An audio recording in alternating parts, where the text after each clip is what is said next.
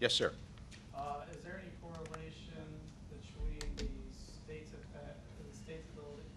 inability to pay the bills on time, as to say students they're not meeting these requirements because the cuts in the district because of not No. receiving money? No, let me say this to you. Illinois is not alone in its fiscal challenge. I mean, that's happening to cities all over the country, states all over the country, the federal government, nations. It's not unique to Illinois. The fact of the matter is that the governor has placed a priority, along with our comptroller, on expedited payment. I believe the school general aid payments get the most priority in the payment of bills. So this is something that the state leaders have made sure of is tended to properly. The fact remains that there are billions. When you probably add this all up between what the state, the federal, and local sources provide to education, you're probably at $23, $24 billion in investment in education. So in addition to talking about resources that may not be here on the day we want them, it's still incumbent on us to make sure that we are spending all of our money as wisely as possible. And part of that involves looking closely at the information, looking at performance, and sharing that in a manner of communication with the people that are in the state of Illinois. Really, really important. How does this not come off as just a list of excuses for why these kids can't do what they're supposed to do? The test is bad. Yeah. We're going to get away with it this year. Sure. How do you convince parents that this is just not the state saying? Well, we're both going to take a crack at that question because it's that momentous. Number one, nobody here made an excuse about anything. In fact, what probably gets us going as much as anything is to make sure that we strive for the level of every child attaining what we believe they should by standard. You said it's unattainable. You can't get. No. Oh, now I understand your question. Look, I was around when the federal No Child Left Behind law was passed, and as one of those who argued for greater accountability at that time, I guess we all kind of knew that the bar that was being set every year, that level goes up to a point that nobody can reach it, because the aspirational goal of that legislation is that by 2014, every student in the United States of America should be at grade level. Well, look, I mean, that's just, these are human beings again. People have issues, challenges, and we're doing our best. It's a good aspiration, but it should not be used as a fine measurement to label a school. And that's what I'm taking exception with. This has only become more and more clear over the years that the law has been on the books and has now basically expired. This was supposed to be addressed 3 or 4 years ago, and it's not. Superintendent Koch? Yeah, I would only just say that this is, of course, the model we're living under now is the proficiency model. And what we want to do, I've never been in a school, never met a superintendent or a teacher who doesn't welcome accountability. They just want it to be fair. So it makes sense that we would be giving credit to schools that are showing growth. If you're making improvements 1, 2, 3 grade levels, that's a great thing and it's a great accomplishment. Right now in this system, you don't get credit for that. So if we were giving credit for that, we would be seeing a lot and recognizing a lot of schools for the progress that they're authentically making on behalf of students. That's where we need to go. Even though students aren't proficient, if they're showing adequate growth, that's a huge attainment and something we need to recognize and celebrate, frankly, versus punish. I would also say that as part of any waiver process that the state does submit in February that we're working on, we have to do something to bridge the disconnect between the ISAT and PSAE. That will mean raising expectations for elementary. It's not going to be lowering standards. It would be raising expectations for elementary so that we get these two systems more aligned. We know we have too many students coming to high school not ready to read. We know we need to address that with a system that demonstrates that. But just as statewide averages are a picture, if you were looking at health data now, we were having that conversation. We were talking about obesity. That gives you a general sense of the whole state. The bottom line is, individually, every person, every student needs to be looked at and addressed, and that can't be done looking solely and working with a state system. Is that why when I look at the numbers on the picture, you see 80% of kids in 7th grade who can read, and all of a sudden half fail? Yes. The elementary test is too easy?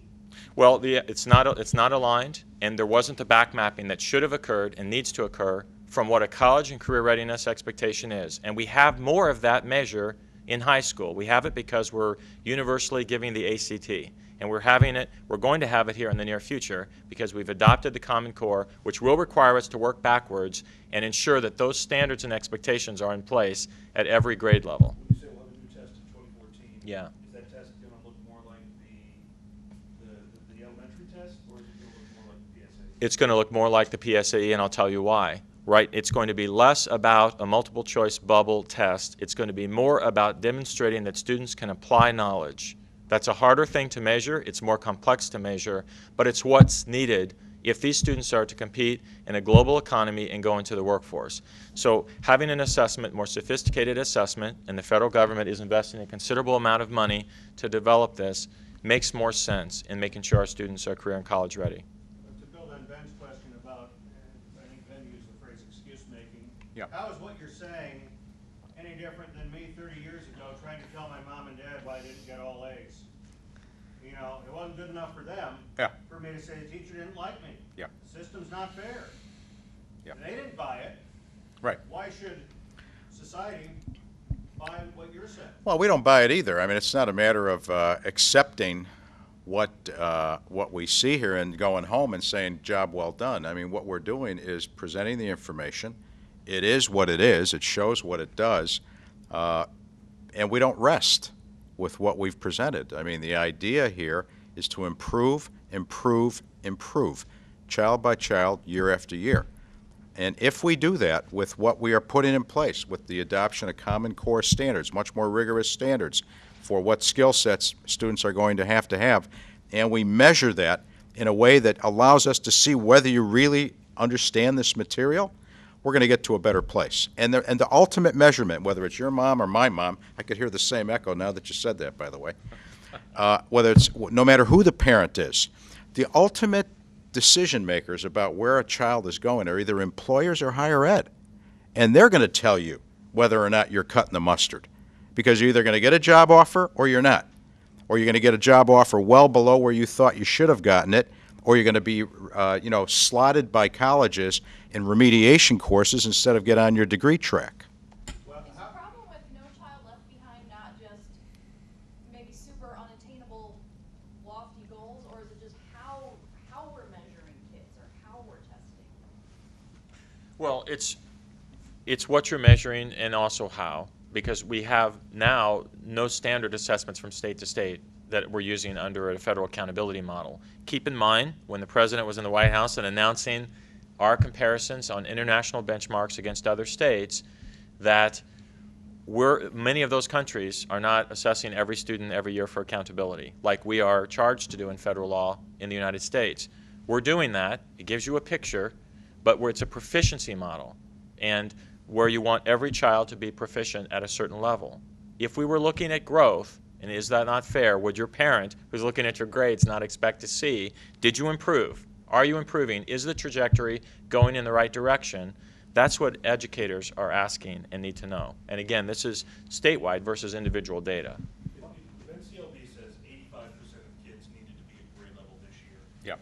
And our results say about 50 is, but nobody really believes either number. What's the number that you believe? If you're going to talk to a parent who's got a kid in high school, are you going to say half the kids can't do it, or 60%? What's a number that you believe? How many kids in high school are ready for where they should be? Well, the numbers are what the numbers are. We're not going to redefine them here. But let's remember too what it is we're reporting.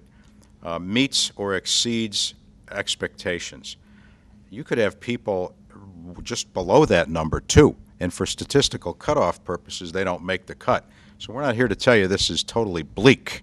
I mean, one of the things I think Chris alluded to in answering your question about NCLB is that NCLB is an absolute kind of measure for everybody.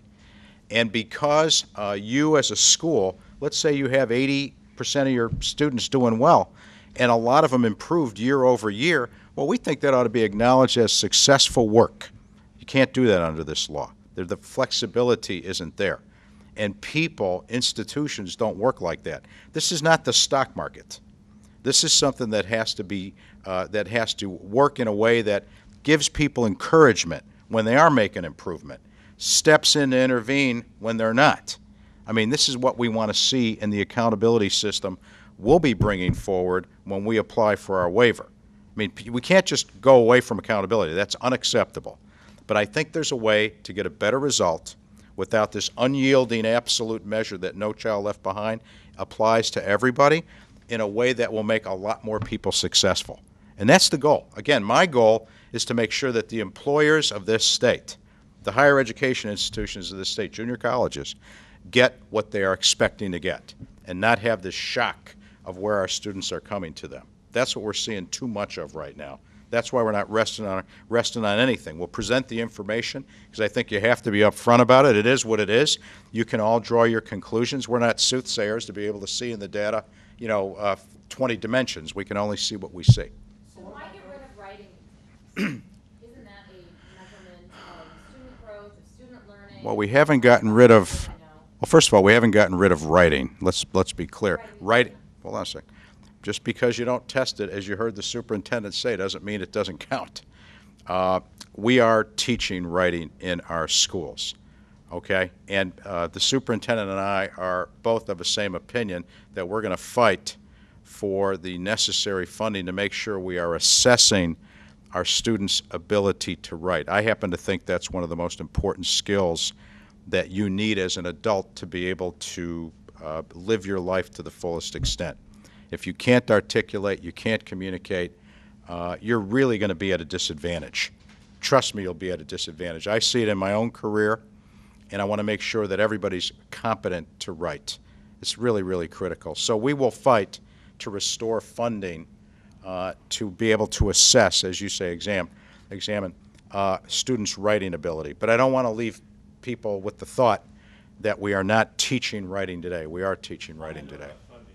How is this going to play into when the state board has to go to the General Assembly and ask for more money? I assume you're going to ask for more money this year, more per pupil, more state aid. Yeah. Is there a correlation between throwing, I don't want to say throw good money after bad, but we're spending more and more? Well, that's an important question you raise. It's not much different than what you hear about national defense. Some people want to say that national defense in the budget discussion is untouchable.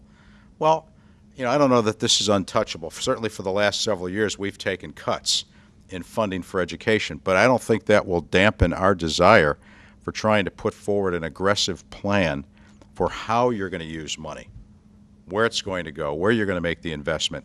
I don't think you'll find either one of us or any of our colleagues on the board ever saying we don't need additional resources for early childhood education. Why? It's just a wise way to spend money, because it means that in the long run you get better results and you wind up having to spend less on remediation, and certainly if you draw it out, the costs that are associated with criminal justice and social justice systems that you have, social and healthcare systems that you have.